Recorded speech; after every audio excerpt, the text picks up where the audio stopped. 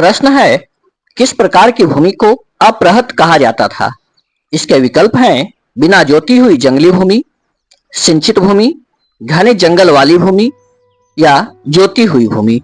तो इसका सही उत्तर है बिना जोती हुई जंगली भूमि। गुप्त काल में बिना जोती हुई वन भूमि को अपृहत कहा जाता था।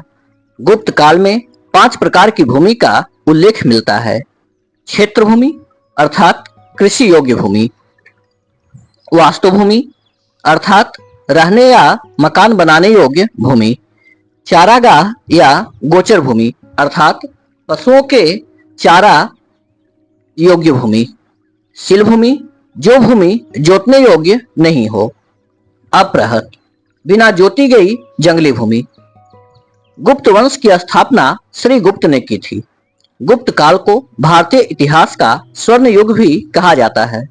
प्रभावती गुप्त के पूना ताम्रपत्र अभिलेख में श्री गुप्त को आदिराज कहा गया है। समुद्रगुप्त का प्रयाग प्रशस्ति अभिलेख, कुमार गुप्त का विलसड स्तंभ लेख तथा स्कंद गुप्त के भीतरी स्तंभ लेख से गुप्त वंशावली की जानकारी मिलती है। चंद्रगुप्त प्रथम गुप्त वंश का पहला प्रसिद्ध राजा था। चंद्रगुप्त प्रथम ने अपने राज्यारोहण के स्मारक में 319-320 ईस्वी में गुप्त संवत चलाया। हरिसेन रचित प्रयाग प्रशस्ति, जिसे इलाहाबाद स्तंभ लेख भी कहते हैं, से समुद्रगुप्त के बारे में जानकारी प्राप्त होती है। हरिसेन शांति एवं युद्ध का मंत्री अर्थात संधि विग्राहक था। समुद्रगुप्त को समरसतः अर्थात 100 युद्धों का विजेता कहा गया है। Doctor V.A. स्मिथ ने समुद्रगुप्त को भारत का नेपोलियन कहा है। एरन अभिलेख में समुद्रगुप्त की पत्नी का नाम दत्त देवी वर्णित है। समुद्रगुप्त को कई सिक्कों पर वीणा वादन करते हुए दर्शाया गया है। समुद्रगुप्त के काल की 6 प्रकार की स्वर्ण मुद्राएं मिली हैं: गरुड़, अश्वमेघ, धनुर्धर, व्याघ्रहंता, परशु, वीणासारन। समुद्रगुप्त ने अश्वमेघ प्राक्रमांक की उपाधि धारण की थी। विशाख दत्त की रचना देवी चंद्रगुप्तम से गुप्त शासक रामगुप्त का पता चलता है। रामगुप्त एक कमजोर शासक था जो शकों के साथ युद्ध में पराजित हुआ। राजशेखर की काव्य मीमांसा से भी रामगुप्त के बारे में पता चलता है। चंद्रगुप्त द्वितीय विक्रमादित्य के काल में गुप्त साम्राज्य अपने उत्कर्ष पर पहुंचा। चंद्रगुप्त द्वितीय को सांची के अभिलेख में देवराज एवं प्रवर सेन के अभिलेख में देवगुप्त कहा गया है। मेहरौली स्तंभ लेख में चंद्रगुप्त द्वितीय को राजा चंद्र कहा गया है।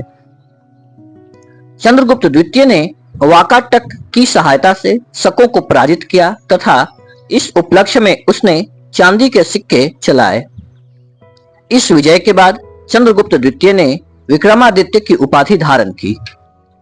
चंद्रगुप्त द्वितीय वैष्णव था और उसने परम भागवत की उपाधि धारण की। चंद्रगुप्त द्वितीय के समय ही चीनी बौद्ध यात्री फाहियान 399 से 414 ईस्वी के दौरान भारत आया। चंद्रगुप्त द्वितीय ने कालिदास को अपना दूत बनाकर कुंतल नरेश के दरबार में भेजा था। मंदसौर अभिलेख से कुमारगुप्त प्रथम के शासन का पता चलता है। तुमुन अभिलेख में कुमारगुप्त प्रथम को शरदकालीन सूर्य कहा गया है। नालंदा विश्वविद्यालय की स्थापना कुमारगुप्त प्रथम के कार्यकाल में की गई थी। गुप्त वंश का अंतिम शासक विष्णुगुप्त था। प्रश्न है, कलिंग नरेश खारवेल का संबंध किस वंश से था? विकल्प हैं महामेघवाहन वंश, चेदी वंश, सातवाहन वंश या रठ भोजक वंश। तो इसका सही उत्तर है महामेघवाहन वंश। कलिंग नरेश खारवेल का संबंध महामेघवाहन वंश से है। खारवेल के संबंध में जानकारी हाथी गुम्फा अभिलेख से मिलता है। इसी अभिलेख से पता चलता है कि अशोक के कलिंग विजय के समय यहाँ का शासक नंदराज था। यह अभिलेख उड़ीसा के भुवनेश्वर में उदयगिरी पहाड़ियों पर स्थित है। नहरों के निर्माण एवं जैन भिक्षुओं को ग्राम दान में दिए जाने की जानकारी सर्वप्रथम इसी अभिलेख से मिलती है। खारवेल इस वंश के तीसरे शासक थे। इस वंश की स्थापना महामेघवाहन ने की थी। ये चेदी राष्ट्र के राजा थे।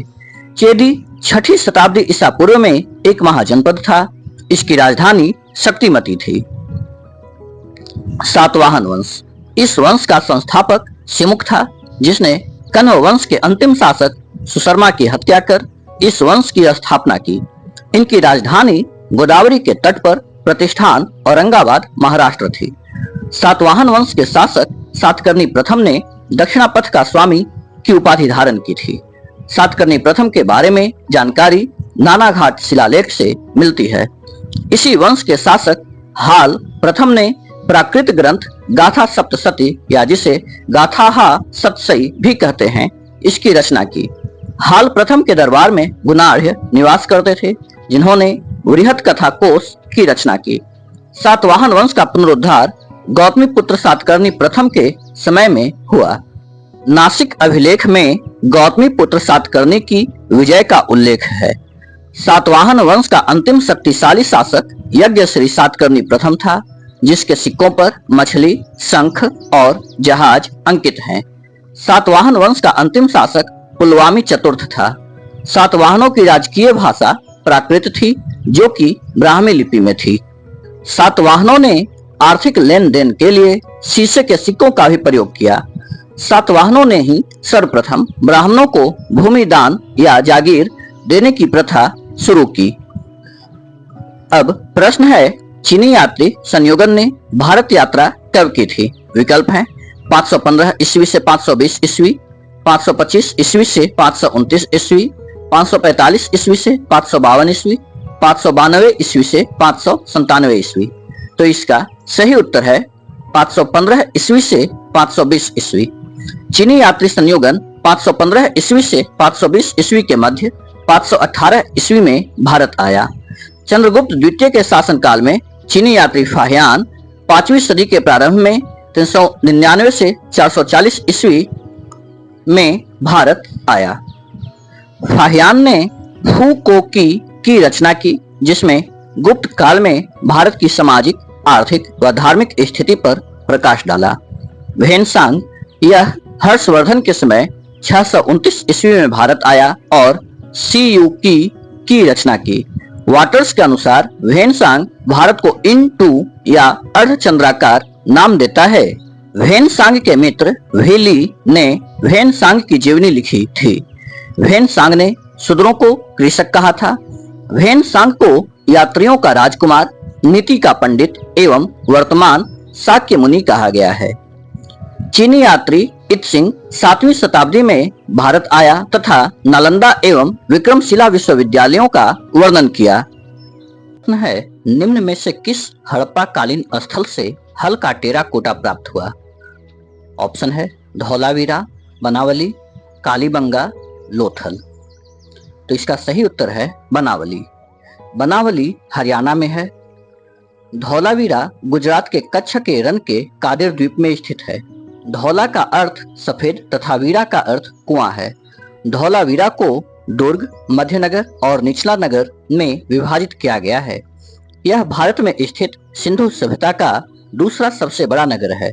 हड़प्पा सभ्यता का एकमात्र क्रीड़ागार यहाँ से प्राप्त हुआ है। इसके अलावा नेवले के पत्थर की मूर्ति भी पाई गई है। इस नगर में जल प्रबंधन एवं संरक्षण की व्यवस्था पाई गई है। धौलावीरा में मुख्य प्रवेश द्वार के पास एक गिरा हुआ उत्कीर्ण लेख, संभवतः गिरा हुआ साइन बोर्ड मिला है। कालीबंगा अर्थात काले रंग की चूड़ियां। कालीबंगा में जोते हुए खेत के साक्ष्य प्राप्त हुए हैं। यहाँ 2 अलग अलग फसलें उगाई जाती थीं। यहाँ पर जल निकास प्रणाली का अभाव मिलता है। यहाँ युगल समाधान का प्रमाण मिला है। यहाँ के मकानों में एक पल्ले वाला दरवाजा मिला है।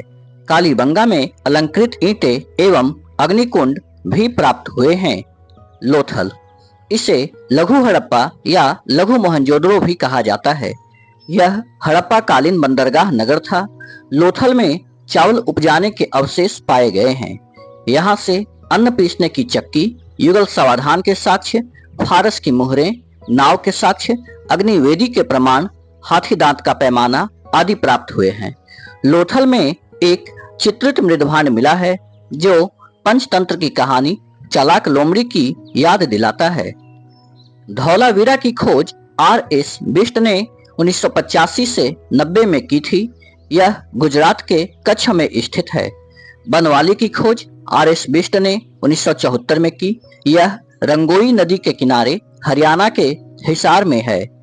कालीबंगा की खोज बी.के. थापड़ व ब्रिजवासी लाल ने 1953 में की। यह घग्गर नदी के किनारे राजस्थान के हनुमानगढ़ में है। लोथल की खोज रंगनाथ राव ने 1957-58 में की।